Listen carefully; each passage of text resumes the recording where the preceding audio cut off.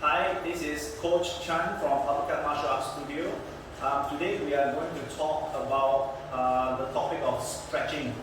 Stretching is for Taekwondo students because they need to focus a lot of kicking, including high kicks. So in order to achieve high kicks, you need to be very flexible, and hope you like the video. Hi. So in terms of stretching, there are two types. The first one is static stretching and the other one is dynamic stretching. Now, we need both stretching exercise to improve our flexibility for high kicks and also the control of our kicks, where we are trying to master the direction where we kick. So for static stretching, you will need to remember one thing. You need to take it easy, alright? Don't stretch too big, too fast. You must give yourself time in order to do so. So today I'm going to do the side stretching, which is this way. Alright. When you do this exercise the first time when you split your leg, do not open 100% because you might injure your knees, your tendon and ligament. So take it easy. Just split open somewhere 80%, 75%. That's good enough. Alright? Because you need to be in a proper posture. The first one is you're able to sit up straight. Now some people, they are unable to perform this simply because they are not sitting at the bottom of their backside. They are sitting on the top of their backside. So for example, now I'm sitting at the bottom of my backside and keeping my body upright. So you do not see me falling back or struggling to come forward. Alright? The angle of how wide your leg is split is very important. Sometimes you split too wide, you are unable to sit on the bottom of your backside. Alright? So, for one example of how you sit at the top of your backside is this. Right now I'm turning to sit at the top of my backside, and you can see my body is curved and my weight is going backward. So a lot of people will start to do this to support them. And when I ask them to sit up straight, they are unable to do so because they are fixed on this position and they cannot split open and sit up straight like this. They will maintain this way no matter how they try. So one thing you can take note whether you're sitting correctly is looking at the toes. When the toes is pointing back, that means you're sitting on the back of your backside. If the toes are pointing straight up, you see, even though I'm sitting on the upper part of my backside and do this, when I split open, I can't really do it because my weight is still pulling me back. Alright? So, in order for you to sit in a proper posture, first you have to split your leg to a level that allows that. See that? My body straight away move forward, so I sit on the bottom of my backside. Now somehow at the side, you will see me pushing my backside out. See that? Roll forward. If I sit on the top of my backside, this is what happens.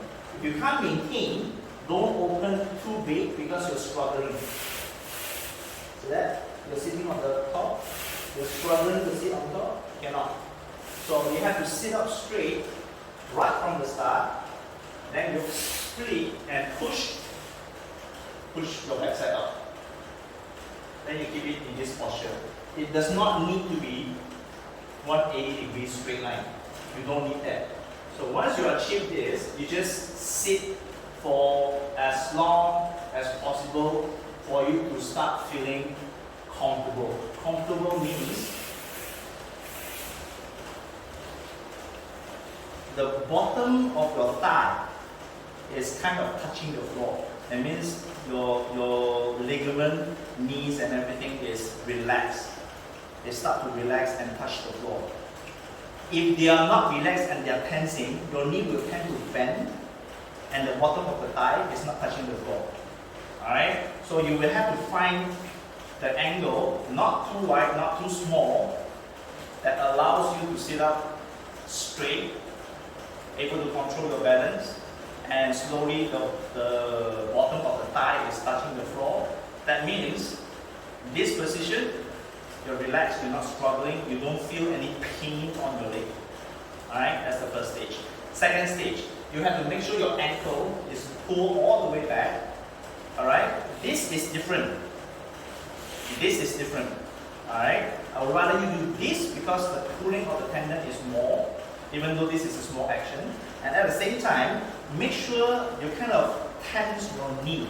Alright, because when your knee is not tense, they are loose. And when you move forward with the angle that you cannot control, that means you force yourself to open very big and you go down and you did not tense your knee, they will move. Hence, you will feel the pain here at the knee.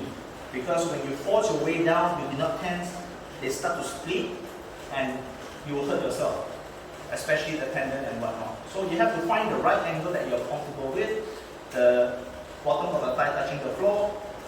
At this stage, you keep your toes pointing up and push your your backside to the back, making sure you're sitting at the bottom of the backside and slowly roll forward. Roll forward. Alright? Now, imagine this is your leg. Okay? When you go down, you have to make sure the whole leg is moving, not just the body. If the body is just moving like that, so from the side, you see this.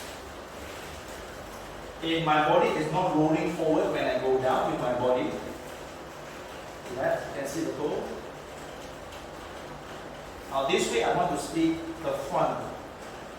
If my leg is not rolling forward together,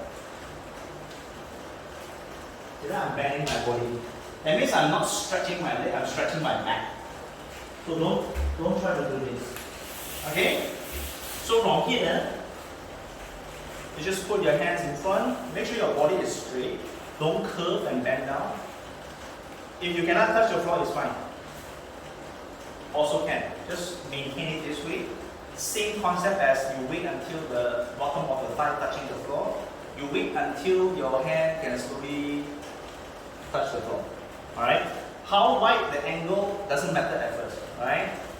So from here, once you can touch and you feel more comfortable, then you start bending your elbow. See that? That's my max.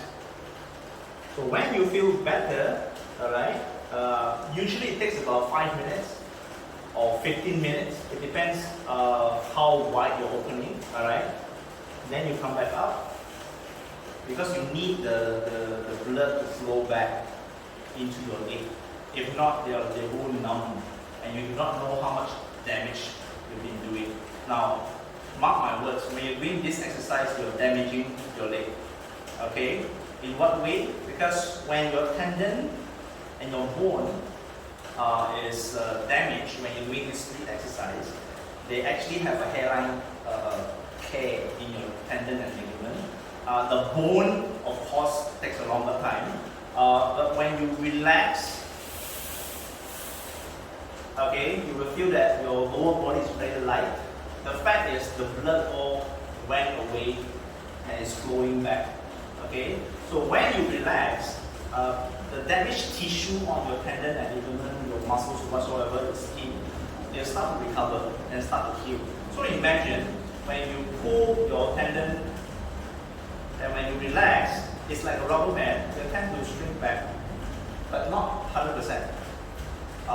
If you keep doing this exercise, you pull, shrink back, pull, shrink back, pull, shrink back. Every time they shrink back, the cell regenerate and become a new part of your tendons, your body, that allows you to be more flexible.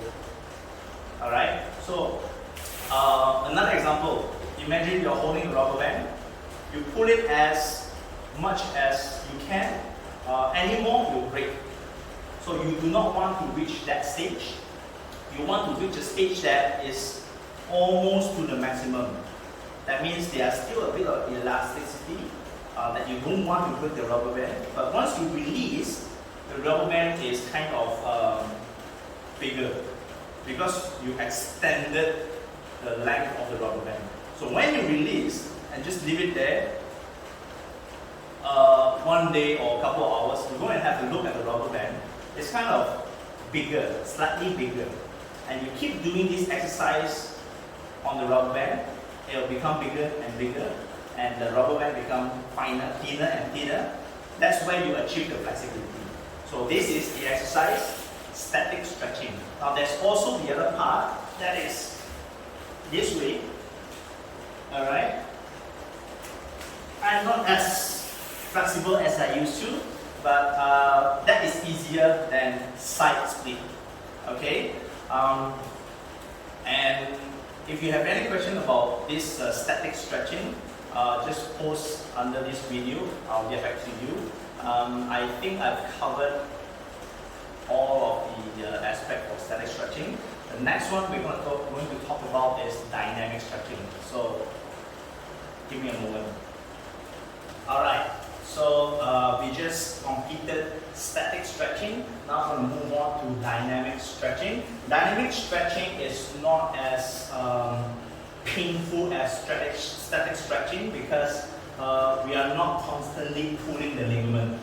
We are doing exercise like pull, release, pull, release.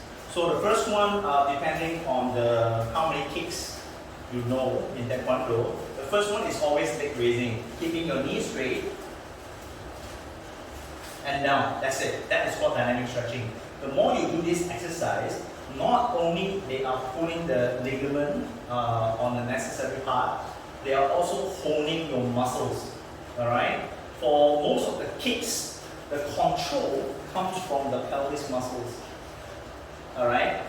The power comes from how you throw your body weight from your thigh and your calf, your hamstring.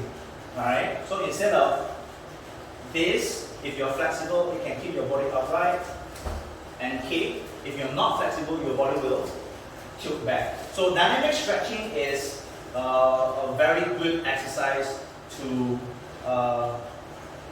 provide a better flexibility for your other kicks. So the first one is leg raising, very simple.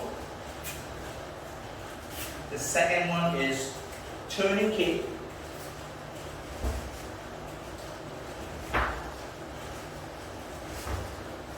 Then the hardest one is side kick.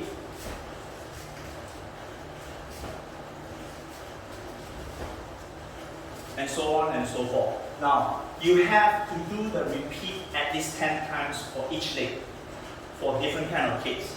Alright? For it to be effective, you have to do like once every 2 days minimum. Once every 2 days.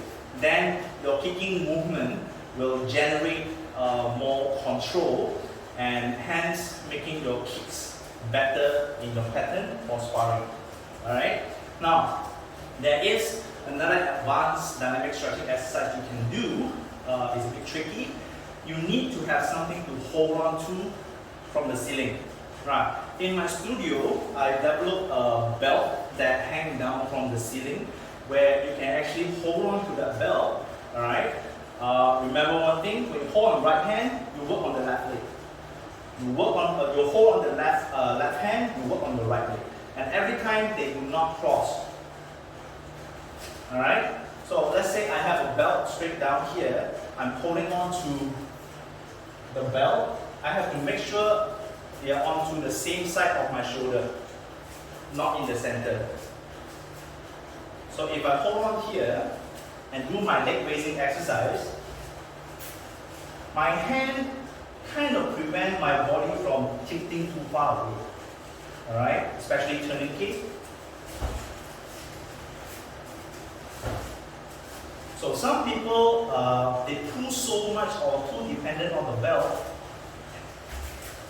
they are using the belt as a counterweight to throw their kicking high. So it's actually not meant for that. It's actually meant for people that want to kick high but afraid of falling down. Alright? So for one example is, if I hold my fingers this way, and if they are not flexible, and you kick very high, the bottom leg will follow. That's why you fall. So if you're very flexible, alright, and you kick higher, this leg doesn't move that much. Hence, you can control and instead of falling down. So that's why I developed that belt system. First, as a safety. Second, to keep your body upright when you're throwing your kick. When you're throwing your kick, you hold it on to the belt. Make sure that's straight down, not pulling to the side. Because when you pull side, your body will pull you down. That means your kicking, dynamic stretching exercise is not as effective. So there you go, about static stretching and dynamic stretching as part of the exercise, not only in class, but sometimes you can do it at home or out in the park to improve your flexibility. So if you have any questions, just leave a post on the comment. I'll get back to you as soon as possible. Feel free to like, share and subscribe to my channel. I'll see you in the next video. Bye bye.